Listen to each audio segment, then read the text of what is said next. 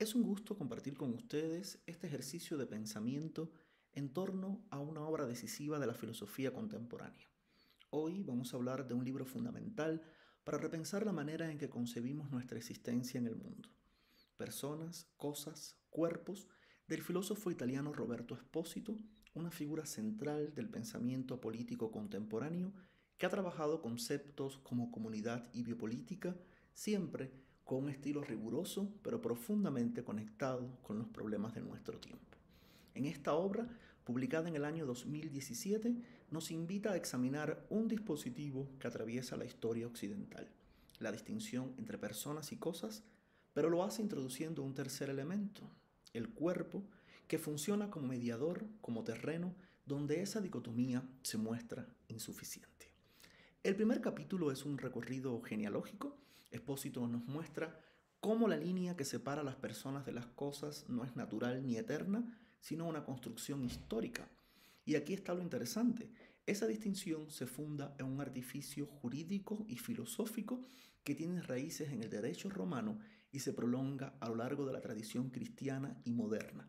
Una persona en el derecho romano no era todo ser humano, era más bien aquel que podía ser titular de derechos. En otras palabras, no se nace persona, se llega a serlo mediante una investidura social y jurídica, y esa investidura excluía a muchos, esclavos, mujeres, extranjeros, pobres. Por contrapartida, las cosas eran aquello que podían ser poseído, usado, intercambiado, y aquí surge una paradoja. Los esclavos, por ejemplo, eran simultáneamente seres humanos y cosas, humanos en su corporalidad, pero cosas en su condición jurídica. Esto nos revela que la división entre persona y cosa siempre estuvo atravesada por una zona gris, una frontera inestable. Espósito insiste en que esta frontera no solo es teórica, sino que tiene consecuencias políticas muy concretas. Porque allí donde definimos quién es persona, definimos también quién queda fuera de ese marco y puede ser tratado como cosa. Así, la categoría de persona es un dispositivo de inclusión y al mismo tiempo de exclusión, ya que da dignidad a algunos, pero niega humanidad a otros. Lo provocador del análisis es que nos obliga a reconocer que la categoría de persona, que solemos pensar como positiva y emancipadora, tiene también un reverso oscuro, ya que ha sido utilizada históricamente para legitimar jerarquías, desigualdades y formas de posesión. Y esto abre la pregunta central: ¿es suficiente seguir pensando el mundo en términos de personas y cosas? En este primer capítulo, Espósito deja planteada la necesidad de un tercer término que cuestione la rigidez de la dicotomía. Ese término será el cuerpo, que explorará con más fuerzas en los capítulos posteriores, pero ya aquí vemos el problema en su raíz. La distinción entre personas y cosas es histórica, relativa y sobre todo política. Ya en el tercer capítulo se marca un giro decisivo en el planteamiento del autor. Si al inicio del libro había mostrado cómo la oposición entre personas y cosas es una construcción histórica, aquí aparece el cuerpo como un elemento disruptivo que desestabiliza esa dicotomía. El cuerpo, nos dice Espósito, no puede reducirse ni al estatuto de persona ni al de cosa. Es demasiado material para su pura objetividad, pero demasiado vivo para ser una simple cosa. Es, más bien, el lugar donde la frontera se vuelve porosa. Para sostener esa idea, Espósito recurre a tres líneas argumentales. En primer lugar, se apoya en la tradición fenomenológica, particularmente de Merleau-Ponty, para insistir en que el cuerpo no es un objeto que tenemos, sino la condición misma de nuestra experiencia del mundo. El cuerpo no es una cosa entre las cosas, porque es el punto de partida desde el cual percibimos, actuamos y nos relacionamos. En segundo lugar, analiza la dimensión histórica y política del cuerpo. Los cuerpos han sido el lugar de inscripción de poderes, violencias, exclusiones. Pensemos en la esclavitud, donde cuerpos humanos eran tratados como objetos de intercambio, o en el colonialismo, donde los cuerpos racializados eran cosificados para justificar la dominación. También en el patriarcado, que convirtió el cuerpo femenino en propiedad, en objeto de control reproductivo y social.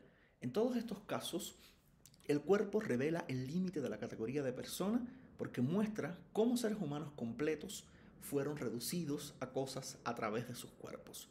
La tercera línea que propone Espósito es muy contemporánea. Hoy, con las biotecnologías, los trasplantes, la inteligencia artificial, o la digitalización de la vida, los cuerpos se sitúan en una nueva zona de indeterminación. Son cuerpos extendidos, modificados, intervenidos, ni puramente naturales ni enteramente artificiales. Este escenario multiplica la pregunta sobre los criterios que definen a una persona y al mismo tiempo obliga a repensar qué significa cosificar un cuerpo. En síntesis, Expósito nos propone entender al cuerpo como un tercero excluido, un ámbito que, al no coincidir con la figura de la persona ni con la de la cosa, desmonta el binarismo tradicional. El cuerpo se convierte en el espacio de mediación, pero también en un campo de disputa política, porque en él se juegan las prácticas de reconocimiento o exclusión, de dignidad o cosificación, de libertad o control. Llegados a este punto, podemos ver con claridad una conclusión crítica que propone Expósito en personas, cosas, cuerpos. Y es que pensar únicamente en términos de personas y cosas es insuficiente y en muchos casos políticamente peligroso. Necesitamos categorías más flexibles, capaces de reconocer la complejidad del cuerpo y de evitar que ciertos grupos humanos sean relegados a la condición de objetos. Y aquí reside la potencia del argumento de Expósito, en su invitación a repensar no solo la filosofía y el derecho, sino también la ética y la política desde un paradigma en el que los cuerpos no sean tratados como mercancías ni como abstracciones, sino como realidades vivas atravesadas por la historia, por la cultura y por el poder. En definitiva, personas, cosas, cuerpos nos obliga a revisar críticamente nuestra tradición conceptual y abrir un horizonte distinto, uno en el que el cuerpo se reconozca no como un problema a resolver, sino como el terreno común de nuestra existencia, allí donde se cruzan la vulnerabilidad, la potencia y la dignidad. Y esta reflexión, lejos de ser un ejercicio puramente teórico, tiene implicaciones concretas para nuestro presente, desde los debates sobre los derechos humanos hasta las luchas por la justicia social, desde las tecnologías biomédicas hasta las prácticas artísticas que ponen al cuerpo en el centro de la escena. Esa es, quizás, la lección más urgente que podemos extraer del libro. Regresaremos en breve.